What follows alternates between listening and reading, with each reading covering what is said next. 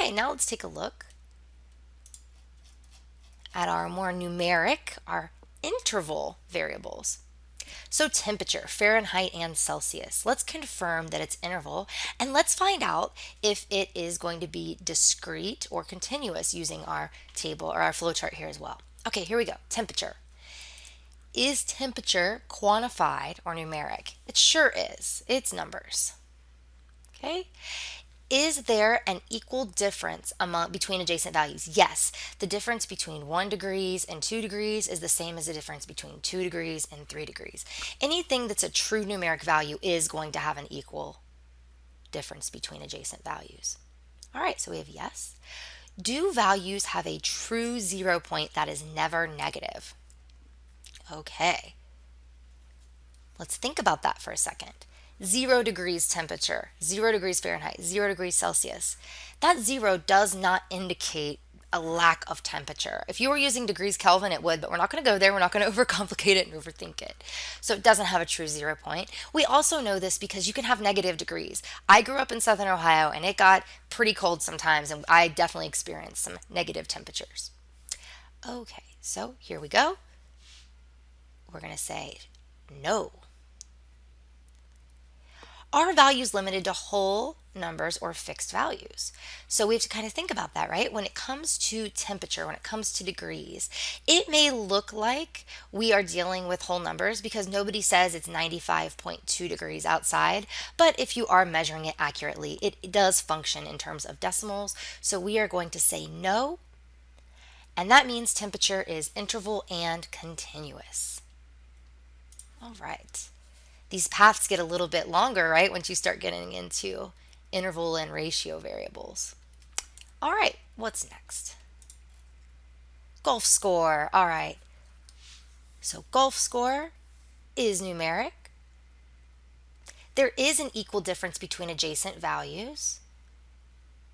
The way golf score works, so if you have a 0, that means that you hit the ball exactly the amount of times that you were supposed to get it in the hole, right? And every hole has a certain par.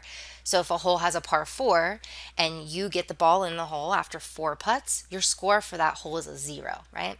So if you have a high score, that means that you had to hit the ball more times than you were supposed to. It's not good. If you have a low score in golf, that means that you hit the ball fewer times than they thought you were supposed to. You're even better than you were supposed to. So that means that you like low scores in golf. All right. So again, you have to understand what a golf score is to follow this path, so I just had to explain it. So do values have a true 0 point that is never negative? No, right? I just explained you can have negative values in golf, and a 0 doesn't mean you never hit the ball. It means you hit the ball the exact amount of times as you were supposed to do well on those holes, or as was predicted by the experts. Are values limited to whole numbers or fixed values? Yes, right? You can't hit a ball a fraction of a time. So in this case, golf score is interval and discrete. All right. Now, if you wanted to rate enjoyment of each movie genre using a Likert scale with at least 7 points, and I'll get into that in chapter 3 why that's important. But if you measured it this way, we could call it interval, and I'll show you why. So is this quantified or numeric? Yes, the way that you are measuring it, you are quantifying enjoyment of each genre. And unlike the ordinal way of doing this, where it's like, I like comedy more than I like documentaries, doing it this way with this Likert scale not only tells you which genre you like more, but how much more you like it. It gives you that magnitude of the differences, not just the direction. So here we go. Using this Likert scale to look at enjoyment of each movie. We are quantifying it. We're making it numeric. It's not really a quantity, but we're making it numeric. Is there an equal difference between adjacent values? We say yes for Likert scales. There's the same difference between a 1 and a 2 as there is for a 2 and a 3 and so forth, assuming that you have a good scale and at least 7 points. Okay? Do values have a true 0 point that is never negative? No. Are they limited to whole numbers or fixed values?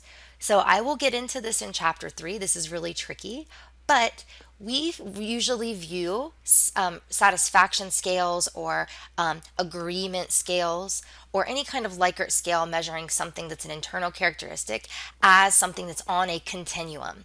If you only see 1, 2, 3, 4, 5, 6, 7 as the response options, you may rate yourself as like a 2, even though you're more of like a 1.5 or maybe a 2.5. There's kind of gray areas in between those fixed response options. So we would call it interval and continuous. And the same thing would go for course evaluation ratings, right? We'd follow this same path because it's a Likert scale. And again, if you want to get into the nitty gritty of that, check out chapter 3 for a very deep dive into Likert scales and survey research.